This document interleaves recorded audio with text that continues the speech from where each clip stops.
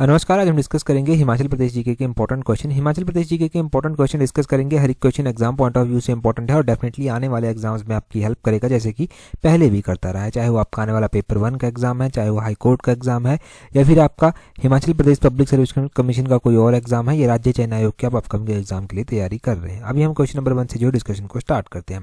बोलते हैं Dodra Kwar is situated on the basin of which river. तो बोलते हैं डोडरा क्वार किस नदी बेसिन पर जो है स्थित है। अगर डोडरा क्वार की हम बात करते हैं तो डोडरा क्वार जो है शिमला का एक क्षेत्र है, और डोडरा और क्वार ये दो अलग अलग क्षेत्र जो है वो आते हैं। क्षेत्र मतलब गांव, ये अलग अलग जो है वो आते हैं। और डोडरा क्वार जो है वो कौन से रिवर बेसिन पर स्थित है, ये जो है वो टॉन्स रिवर बेसिन पर जो है वो स्थित है। ऑप्शन सी जो है वो सही आंसर है। टॉन्स देखो यमुना की एक सहायक नदी है, परंतु टॉन्स के बारे में अगर आप जानेंगे तो टॉन्स बनती कैसे है ये नदी। टॉन्स से पहले जो है वो रूपिन और सुपिन कर जो है वो दो नदियां होती हैं।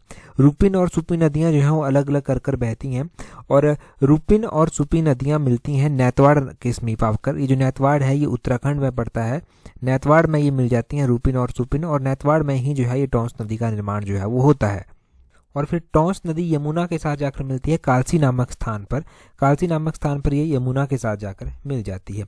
टॉन्स की ही अगर हम देखेंगे कि क्या कोई सहायक नदी बनती है, तो टॉन्स जैसे कि पब्बर हो गया, पब्बर भी हम पढ़ते हैं तो पब्बर टॉन्स की सहायक नदी जो है वो बनती है।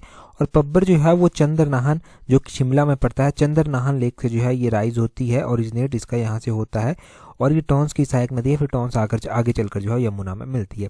यहाँ पर ऑप्शन में गिरी भी दिया गया है। अगर हम गिरी की बात करते हैं तो गिरी जो है वो ये भी यमुना की सहायक नदी है। गिरी जो है वो कुप्पर पीक से जो है वो निकलती है, और सिरमौर को ये दो बराबर भागों में डिवाइड कर देती है। एक को जो है वो सिस गिरी के नाम से जाना जाता है, एक को ट्रांस गिरी के नाम से जो है वो जाना जाता है। यहाँ पर जो है वो असनी भी दिया गया है, तो असनी जो है वो गिरी की सहायक नदी जो है वो बनती है। असनी गिरी की सहायक नदी बनती है, और गिरी जो है वो यमुना की सहायक नदी बनती है। यहाँ पर मारकंडा भी दिया गया है। मारकंडा की अगर हम बात करते हैं तो मारकंडा नदी जो है वो डिस्ट्रिक्ट सिरमौर में बहती है, और नाहन शहर जो है उस नदी के किनारे जो है वो स्थित है। ये जो है वो कियारदुन वैली से जो है वो निकलती है। कियारदुन वैली के बारे में पता हो तो कियारदुन वैली को पोंटा वैली के नाम से भी जाना जाता है। आमतौर पर जब भी हम पढ़ते हैं ट्राइब्यूटरीज तो लिखा होता है कि मारकंडा भी यमुना की ही एक सहायक नदी जो है बनती है, और इसको लेकर डाउट भी हुआ। वैसे तो जनरली बहुत जगह आपने पढ़ा होगा कि यमुना की सहायक नदी ये बन जाती है, परंतु अगर एग्जैक्टली आप डेप्थ में जाएंगे तो मारकंडा जो है वो आगे चलकर घाघर एक नदी है, घाघर नदी की जो है वो सहायक नदी जो है वो बनती है। तो इस तरह से पूरी बात है, परंतु बहुत जगह आपने पढ़ा होगा, और एक दो बार छोटे छोटे एग्जाम्स में ये क्वेश्चन पूछा भी गया है कि मारकंडा किसकी सहायक नदी है। तो हमने उस टाइम यमुना की पढ़ लिया, क्योंकि घाघर ऑप्शन में नहीं दिया गया था। वैसे घाघर आपने ध्यान रखना है, जो एग्जैक्ट सोर्सेज बताते हैं पूरे डेप्थ में अगर आप पढ़ेंगे। अब इसको लेकर जिनको भी डाउट था, आई होप कि उनका डाउट क्लियर हुआ होगा। अब दूसरी बात यहाँ से ये ध्यान रखने की पेपर में क्या क्वेश्चन पूछा जाता है। देखो पेपर में क्वेश्चन पूछा गया था, जो सेक्रेटरीट का पेपर हुआ था, क्लर्क का पेपर, एक तो इस बार हुआ था जो कुछ टाइम पहले पेपर लीक के टाइम हुआ था, और उससे भी पहले एक बार हुआ था कि मारकंडा नदी बहती कहाँ पर है। तो मारकंडा नदी जो है वो डिस्ट्रिक्ट सिरमौर में बहती है। मारकंडा जो पवित्र एक स्थान है जहाँ पर लोग स्नान करने के लिए भी जाते हैं, वो हमने पढ़ा है गिरिराज पत्रिका में कि बिलासपुर में भी है, हमीरपुर में भी है। अगला क्वेश्चन देखिए, बोलते हैं the ruler of which Punjab hill state did not help the British army in the war with the Gorkhas. तो बोलते हैं कि पंजाब की पहाड़ी राज्यों में किन शासकों ने गोरखाओं के साथ युद्ध में जो है ब्रिटिश सेना की मदद नहीं की थी। अब देखना ध्यान से पढ़ना यहाँ पर कि गोरखाओं के विरुद्ध ब्रिटिश सेना की मदद नहीं की थी। तो गोरखाओं के विरुद्ध ब्रिटिश सेना की मदद जो था वो क्योंथल के द्वारा नहीं की गई थी।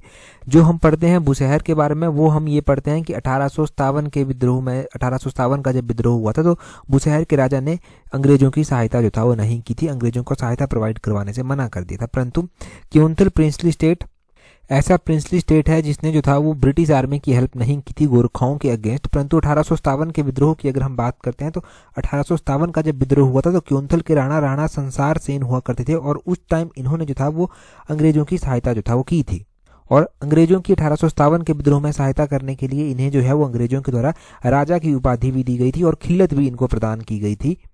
अब देखो जब 1809 में ज्वालामुखी की संधि होती है, और महाराजा संसार चंद रणजीत सिंह जो महाराजा रणजीत सिंह थे उनके साथ इस संधि को करते हैं, तो गोरखाओं को जो है वो महाराजा रणजीत सिंह के द्वारा जो है वो सतलुज नदी के पूर्व की ओर जो है वो धकेल दिया जाता है। मतलब कांगड़ा की ओर नहीं देते आने, दूसरी अपोजिट साइड जो है वो धकेल देते हैं। तो गोरखा क्या करते हैं कि दूसरी ओर पहाड़ियों की, उत्तर की पहाड़ियों की ओर मुड़ जाते हैं, और जब ये क्योंथल की ओर पहुंचते हैं तो क्योंथल के राणा उस टाइम जो था वो हुआ करते थे रघुनाथ सेन। रघुनाथ सेन को इन्होंने यहाँ से भगा दिया, और रघुनाथ सेन को जो था वो यहाँ से भागकर जो था वो सुकेत रियासत में जाकर जो था वो शरण लेनी पड़ी थी। तो ये हुई थी क्योंथल की पूरी बात। क्योंथल रियासत की स्थापना जो था वो किसके द्वारा की गई थी? गिरिसेन के द्वारा इसकी स्थापना 1211 ईस्वी में की गई थी। यहाँ पर ऑप्शन में जुब्बल भी दिया गया है। जुब्बल प्रिंसली स्टेट की अगर हम बात करते हैं तो इसकी स्थापना राजा करमचंद के द्वारा की गई थी। लगभग 1195 ईस्वी में इसकी स्थापना की गई थी। बुशहर भी ऑप्शन में दिया गया है, तो बुशहर का तो पता ही है, भगवान श्री कृष्ण के पुत्र प्रद्युम्न के द्वारा जो था वो इसकी स्थापना जो था वो की गई थी। यहाँ पर ऑप्शन में नालागढ़ भी दिया गया है। नालागढ़ का जो प्राचीन नाम है वो हिंडूर हुआ करता था और हिंडूर की स्थापना अजय चंद के द्वारा जो था वो की गई थी। 1100 ईस्वी के आसपास जो था वो इसकी स्थापना की गई थी। अगला क्वेश्चन देखेंगे। अगला क्वेश्चन में भी डाउट था तो उस डाउट को भी क्लियर करेंगे। बोलते हैं which of the following statement is correct, तो इनमें से कौन सी स्टेटमेंट करेक्ट है? तो बोलते हैं डोडरा कवार revolt took place under the leadership of Shobharam. तो बोलते हैं डोडरा कवार आंदोलन जो हुआ था वो शोभाराम की अध्यक्षता में हुआ था। उससे आगे बोलते हैं डोडरा कवार रिवोल्ट टुक प्लेस इन 1906 की डोडरा कवार आंदोलन 1906 में हुआ था। और बोलते हैं आगे कि डोडरा कवार शिमला में हुआ था। और बोलते हैं 1906 में दुज्जम आंदोलन भी हुआ था और ये भी जो है वो एक नॉन कॉपरेशन मूवमेंट हुआ करता था जो कि इनिशिएट किया गया था बुशहर में जो है वो उसको इनिशिएट किया गया था। हम बात करते हैं पहली स्टेटमेंट से। डोडरा कवार रिवोल्ट हुआ कब था और किसकी अध्यक्षता में हुआ था? ये बड़ा ही बेसिक क्वेश्चन जो है वो बनता है। तो डोडरा कवार आंदोलन 1906 में बुशहर रियासत के डोडरा कवार परगने में हुआ था। और हुआ क्यों था और किसने इसको लीड किया था? तो हुआ इसलिए था क्योंकि यहाँ के जो राजा हुआ करते थे उस टाइम शमशेर सिंह, वो बड़े ही निष्क्रिय हुआ करते थे, ज़्यादा एक्टिव नहीं थे काम करने के लिए। तो ब्रिटिश सरकार ने देखा कि ये बड़े निष्क्रिय हैं, तो उनके जगह जो है वो टीका रघुनाथ सिंह को जो था वो रियासत का मैनेजर जो था वो बनाया गया था। उस टाइम मैनेजर बनाया गया था और जैसे ही टीका रघुनाथ जो है वो मैनेजर बनता है तो सबसे पहले क्या करता है, सबसे पहले जो है वो वजीर प्रथा को समाप्त कर देता है। और दूसरा वो क्या करता है, दूसरा वो इस तरह से करता है कि ब्रिटिश सरकार की तर्ज पर वो बंदोबस्त करवाना स्टार्ट कर देता है। लोगों को ये चीज़ें समझ नहीं आती और वो टीका रघुनाथ के खिलाफ जो है विरोध आंदोलन कर देते हैं, उनका विरोध जो है वो करते हैं। और डोडरा कवार जो रोहू तहसील में आता था उस टाइम, उसको जो है वो स्वतंत्र जो है वो घोषित कर देते हैं। स्वतंत्र घोषित करने का मतलब ये है कि बुशहर से अलग कर उसको अपना एक स्वतंत्र जो है वो घोषित करते हैं। और डोडरा कवार में और भी बहुत सारी चीज़ें थी। लोगों को ऊपर जो लगान लगाया जा रहा था, भूमि का नजराना था, वो चीज़ें लोग नहीं जो है वो अफोर्ड कर पा रहे थे। इसलिए जो एक असंतुष्ट प्रजा जो थी ना, उसको एक तरह से ऑर्गेनाइज करने के लिए वहाँ के वजीर थे रण बहादुर सिंह। रण बहादुर सिंह ने जो था वो सबको संगठित किया और एक विरोध जो था वो किया। तो वो हुआ डोडरा कवार विद्रोह। हुआ किसकी अध्यक्षता में? ये शोभाराम नहीं थे, रण बहादुर थे जिनकी अध्यक्षता में ये हुआ था। रण बहादुर की अध्यक्षता में हुआ था। हुआ कब था? 1906 में ही हुआ था। दूसरी स्टेटमेंट तो सही है, पहली स्टेटमेंट हमारे पास गलत है। अब ये तो क्लियर हो गया आपके पास कि डोडरा कवार कब हुआ था। अब दूसरा बचता है दुज्जम आंदोलन। दुज्जम आंदोलन भी एक नॉन कॉपरेशन मूवमेंट था। ये भी बुशहर में ही हुआ था और 1906 में ही बुशहर रियासत में एक आंदोलन होता है जिसको दुज्जम आंदोलन जो है वो बोलते हैं। दुज्जम जो था वो शुरू हुआ था 1906 में। तो ये स्टेटमेंट भी हमारे पास सही है तीसरी स्टेटमेंट में कि दुज्जम भी 1906 में ही जो था वो हुआ था। तो डोडरा कवार, दुज्जम, इनके बारे में क्लियर रखना अपने कॉन्सेप्ट। अब यहाँ पर डाउट जो है वो नहीं होना चाहिए आपको कोई भी। तो हमारे पास कौन सी स्टेटमेंट सही है, कौन सी गलत है? पहली स्टेटमेंट गलत है और दूसरी तीसरी सही है। तो ऑप्शन बी ओनली 2 और 3 जो है वो इसका सही आंसर जो है वो हो जाएगा। अगला क्वेश्चन देखते हैं हमारे पास क्या बोलते हैं अगले क्वेश्चन में बोलते हैं which of the following is correct about river Ravi. तो रावी नदी के बारे में कुछ कथन दिए गए हैं। अब आपको बताना है कि कौन सा कथन जो है वो सही है। बोलते हैं it is fed by glacier बड़ा बंगाल। तो बोलते हैं कि इसको जो है वो बड़ा बंगाल ग्लेशियर के द्वारा जो है वो फेड किया जाता है, सींचा जाता है। और आगे बोलते हैं Jalal river is one of its tributary, कि जलाल जो है वो इसकी एक सहायक नदी है। आगे बोलते हैं it flows mostly in Kinnaur and Chamba, कि ये किन्नौर और चंबा में बहती है।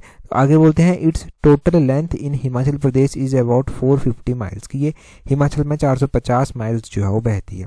अगर हम बात करते हैं यहाँ पर स्टेटमेंट तीसरी की, तो स्टेटमेंट तीसरी तो आप कभी भी सही नहीं करेंगे। किन्नौर के साथ तो इसका कोई लेना देना है ही नहीं, ये सिर्फ चंबा में जो है वो बहती है। तीसरी स्टेटमेंट तो गलत हो गई। और बोलते हैं कि ये बड़ा बंगाल ग्लेशियर से जो है वो निकलती है। तो अगर बात करते हैं हम रावी नदी की, तो रावी नदी जो है वो कहाँ से निकलती है? ये डिस्ट्रिक्ट कांगड़ा में बड़ा बंगाल ग्लेशियर से ही जो है वो निकलती है।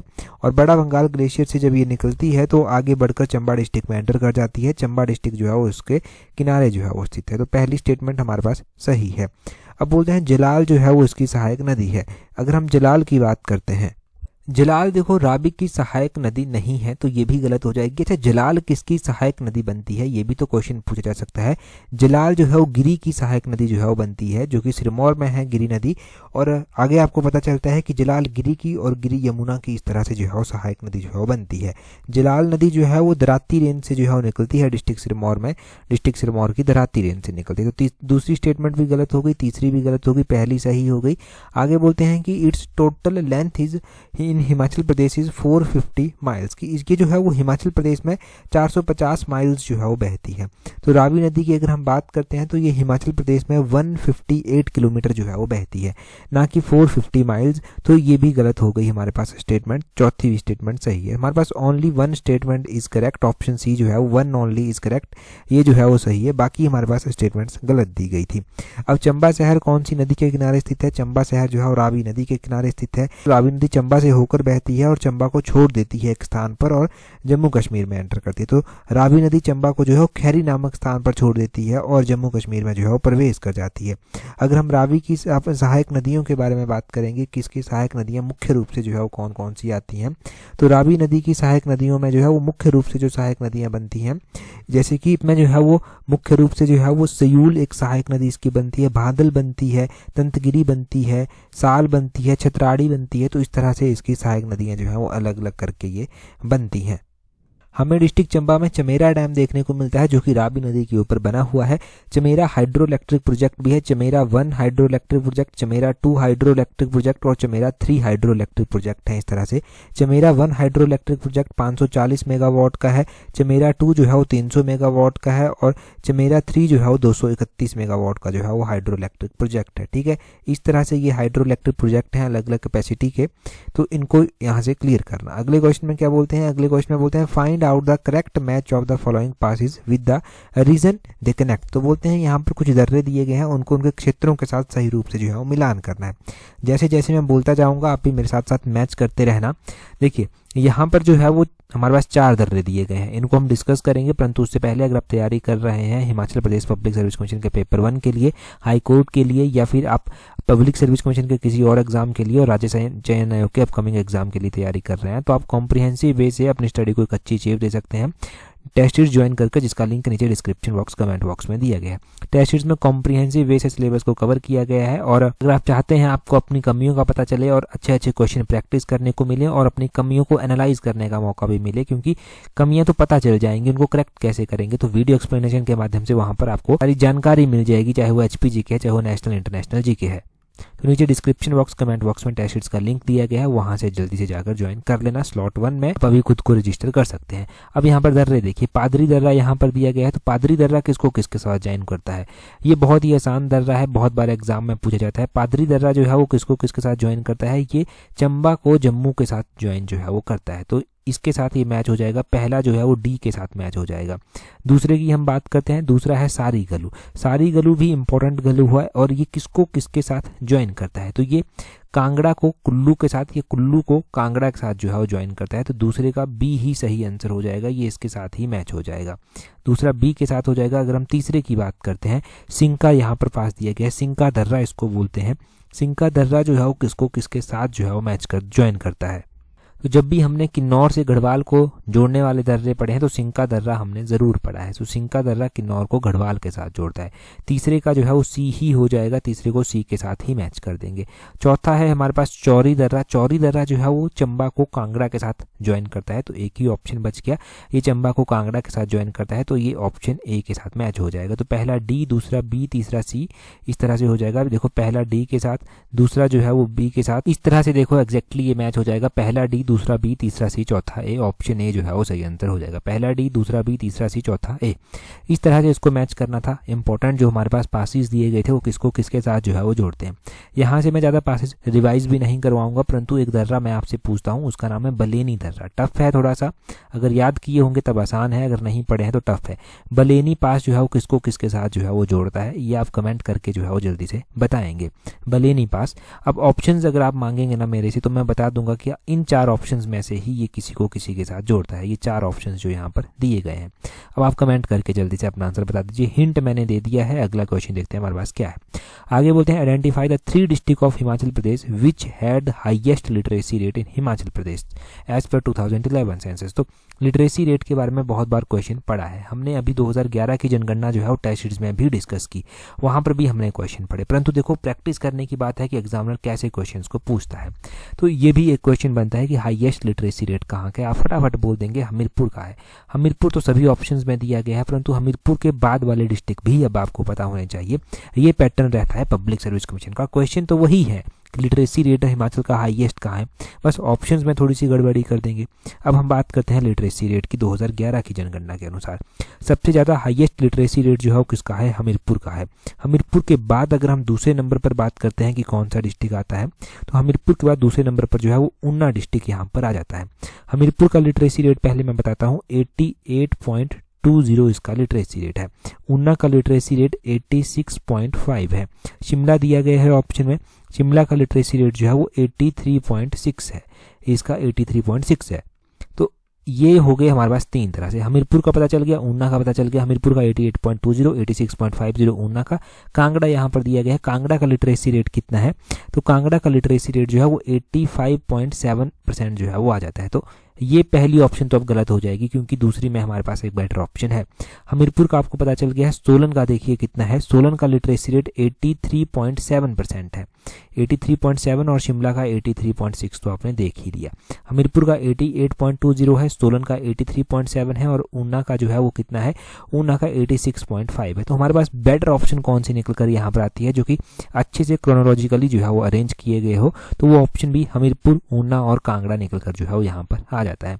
हमीरपुर, ऊना, कांगड़ा इसका सही आंसर हो जाएगा। हमीरपुर का लिटरेसी रेट सबसे ज्यादा 88.20, उसके बाद दूसरे नंबर पर ऊना डिस्ट्रिक्ट और तीसरे नंबर पर कांगड़ा डिस्ट्रिक्ट।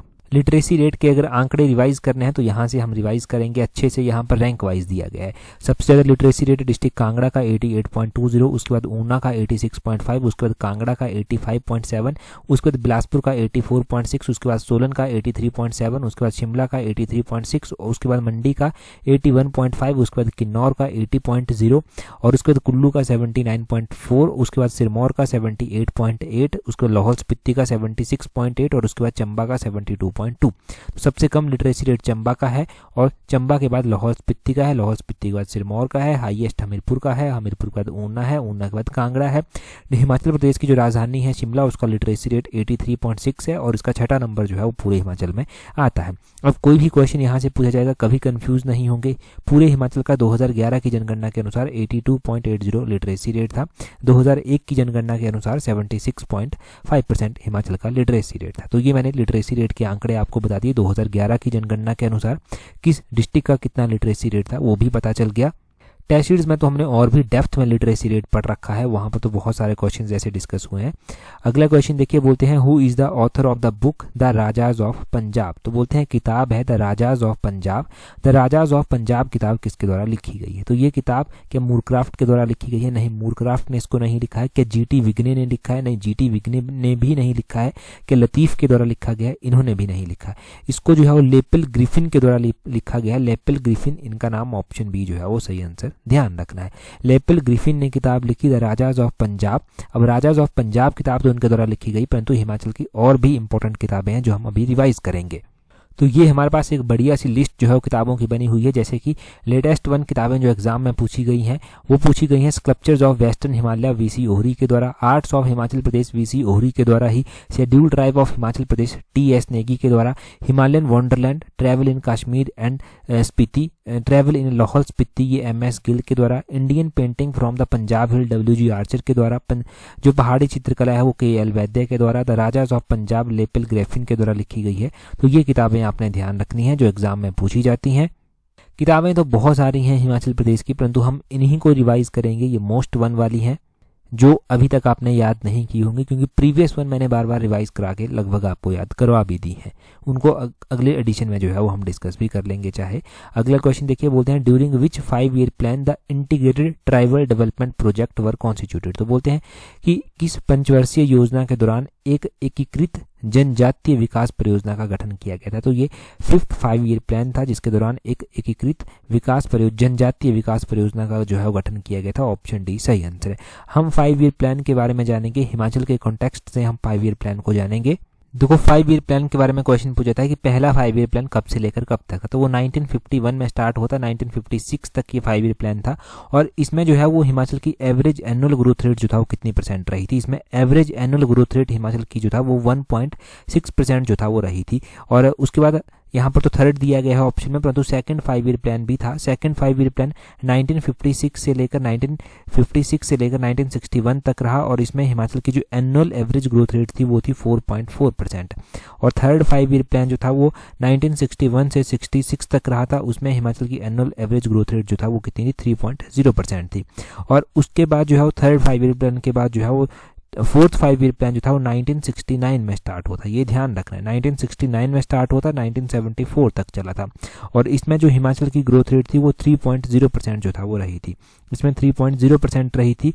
तीसरा था उसमें भी 3.0 थी, चौथा था उसमें भी 3.0 थी।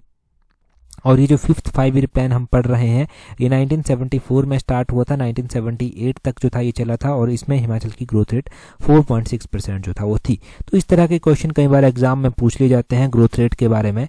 ये ग्रोथ रेट आपने ध्यान रखनी है, खासकर पहला 5 ईयर प्लान सबसे इंपॉर्टेंट है, उसमें ग्रोथ रेट कितनी थी वो एग्जैक्टली आपको याद होनी चाहिए। 1.6% उसके ऊपर क्वेश्चन बना है।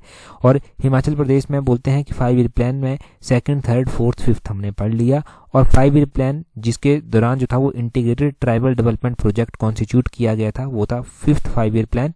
नेक्स्ट क्वेश्चन की ओर चलेंगे। नेक्स्ट क्वेश्चन में हमसे क्या पूछा गया है, बोलते हैं which of the following is true about the present holding above 10 hectare of land as per agriculture census of 2015-16। तो बोलते हैं कि 2015-16 की जो कृषि जनगणना हुई थी उसके अकॉर्डिंग हिमाचल प्रदेश में बोलते हैं 10 हेक्टेयर से अधिक भूमि वाले किसान जो है वो उनके बारे में कौन सा सही है।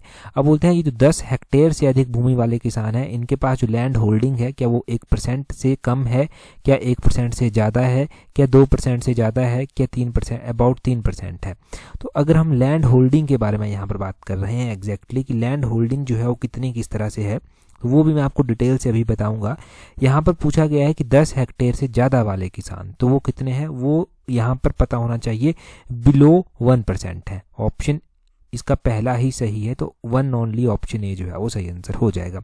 अब हिमाचल प्रदेश में देखो आप लैंड होल्डिंग जो पैटर्न है वो किस तरह से है, परसेंटेज आपने ध्यान रखनी है।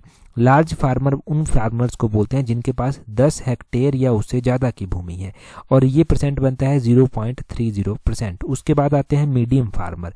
मीडियम फार्मर कौन से फार्मर आते हैं, मीडियम फार्मर वो फार्मर आते हैं जिनके पास 4 हेक्टेयर से लेकर 10 हेक्टेयर के बीच में भूमि है और ये कितना परसेंट बनते हैं, 2.60% ये बनते हैं। मीडियम के बाद सेमी मीडियम फार्मर जो है वो आते हैं। सेमी मीडियम फार्मर की अगर हम बात करते हैं ये वो फार्मर हैं जिनके पास 2 से 4 हेक्टेयर के बीच में भूमि है और ये कितना % बनते हैं, ये 8.25% जो है वो बनते हैं। सेमी मीडियम के बाद स्मॉल फार्मर जो है वो आते हैं। स्मॉल फार्मर वो फार्मर हैं जिनके पास 1 से 2 हेक्टेयर के बीच में जो है वो भूमि है और ये 17.40% जो है वो बनते हैं। और उसके बाद आते हैं मार्जिनल फार्मर। मार्जिनल फार्मर जो है वो फार्मर है, मार्जिनल फार्मर जिनके पास 1 हेक्टेयर से भी कम की भूमि जो है वो आती है, लेस देन 1 हेक्टेयर जो है वो आती है और ये फार्मर जो है वो 71.45% जो है वो बनते हैं। तो इस तरह से जो है वो फार्मर्स का ये आंकड़ा है, large, medium, semi medium, small और मार्जिनल फार्मर। इस आंकड़े को याद रखना, सीधे 2 नंबर सही हो जाएंगे। कई बार पता भी है क्या करता है एग्जामिनर, वो क्या पूछेगा, वो पूछेगा कि मीडियम और सेमी मीडियम फार्मर एक साथ कितना कॉन्स्टिट्यूट करते हैं, तो इसको प्लस कर लेना 8.25 को और 2.60 को, तो वो प्लस कर ऑप्शन में जो भी होगा वो टिक कर देना। जैसे भी क्वेश्चन पूछा जाएगा आप टिक कर पाएंगे अगर आपको ये डाटा जो है वो याद होगा। चलिए जी अगला क्वेश्चन देखते हैं हमारे पास क्या पूछा गया है। अगले क्वेश्चन में बोलते हैं which is not correct about the effect of climate change on water resources on of Himachal Pradesh. तो बोलते हैं कि हिमाचल प्रदेश में जल संसाधनों पर जलवायु परिवर्तन के प्रभाव के बारे में कौन सा कथन सही नहीं है। ये तो देखो ऐसे स्टैटिकल से क्वेश्चन है जो कि जनरल अवेयरनेस से क्लियर हो जाते हैं और बोलते हैं कि पूछे भी गए ये क्वेश्चन तो पॉइंट टू पॉइंट पूछे जाएंगे। बोलते हैं the some perennial rivers have become seasonal one, की हिमाचल प्रदेश में जो है वो कुछ पेरेनियल रिवर यानी कि जो सारा साल नदियाँ बहती रहती थी, अब वो कुछ नदियाँ ऐसी बन गई हैं जो सीजनल ही रह गई हैं, वो जैसे बरसात में ही बहेंगी, वो सीज़न के दौरान ही जो है वो बहती हैं। दूसरे में बोलते हैं above 90% of glacier are completely extinct now, कि लगभग 90% ग्लेशियर हिमाचल में जो है वो गायब हो रहे हैं, पिघल रहे हैं। आगे बोलते हैं river rain ecology is affected, कि हिमाचल की रिवर रेन इकोलॉजी इफेक्ट हो रही है। और आगे बोलते हैं global warming has affected Himachal Pradesh adversely, कि ग्लोबल वार्मिंग का हिमाचल पर प्रभाव पड़ रहा है। हम बात करते हैं कि नॉट करेक्ट स्टेटमेंट इनमें से कौन सी नहीं है। हिमाचल प्रदेश में आज भी अगर आप ट्रैवल करेंगे तो आपको बहुत सारी नदियां सूखी देखने को मिलेंगी, और जब बरसात होती है तो उन नदियों में पानी देखने को मिलेगा। तो पहली स्टेटमेंट तो सही है कि कुछ जो ऑल सीजन बहने वाली नदियां थी अब वो सीजनल बन गई हैं, पहली स्टेटमेंट सही है। अब हिमाचल में जो है वो रिवर इकोलॉजी इफेक्ट तो हुई है, तो सी स्टेटमेंट भी ऑब्वियसली सही हो जाती है। आगे बोलते हैं कि ग्लोबल वार्मिंग का प्रभाव हिमाचल के ऊपर पड़ा है, ये भी सही है। परंतु हिमाचल के 90% ऑफ ग्लेशियर कंप्लीटली एक्सटिंक्ट हो गए हैं, ये स्टेटमेंट नहीं है। 90% ग्लेशियर ज़रूर जो है वो एक्सटिंक्ट हो रहे हैं, परंतु 90% का डाटा बहुत ज़्यादा है, तो ये स्टेटमेंट गलत हो जाएगी। नॉट करेक्ट पूछा गया था, तो ऑप्शन बी जो है वो नॉट करेक्ट यहाँ पर हो जाएगा। तो इस तरह से ये तो बड़े सिंपल से क्वेश्चन हैं, इनको आप सॉल्व कर सकते हैं। चलो, जब हम क्वेश्चन डिस्कस कर ही रहे हैं ग्लेशियर के बारे में, तो मैं आपसे क्वेश्चन भी पूछ लेता हूँ कि मुल्किया ग्लेशियर जो है वो कौन से ज़िले में आता है। मुल्किया ग्लेशियर जो है वो कहाँ पर आता है, ये आप कमेंट कर कर जो है वो बताएंगे। इस तरह से है ये मुल्किया ग्लेशियर, जल्दी से कमेंट करके बताइए कहाँ पर है। क्वेश्चन देखिए, अगले क्वेश्चन में क्या बोलते हैं। नेक्स्ट क्वेश्चन में बोलते हैं total number of foreigners visited the Himachal Pradesh till दिसंबर 2023, कि दिसंबर 2023 तक हिमाचल में कितने विदेशियों के द्वारा दौरा किया गया। ये बहुत बार पेपर 1 में पूछे गए हैं 2022 के आंकड़े, अब 2023 के पूछे जा सकते हैं। तो अभी आपने कमेंट कर कर इस क्वेश्चन का आंसर बताना है। पिछली वीडियो में सेकंड क्वेश्चन हमने डिस्कस किया था मिशन एलाइड की, और टेलीग्राम पर आप ज्वाइन कर सकते हैं, जहां पर आपको इन वीडियोस की पीडीएफ मिल जाएगी और भी इंपॉर्टेंट जानकारी एग्जाम से रिलेटेड वहां पर दे दी जाती है। टेलीग्राम पर ज्वाइन करने के लिए अपने टेलीग्राम से @allexam31 सर्च कर लेना। That's all for today. Thank you very much for watching and listening it very patiently.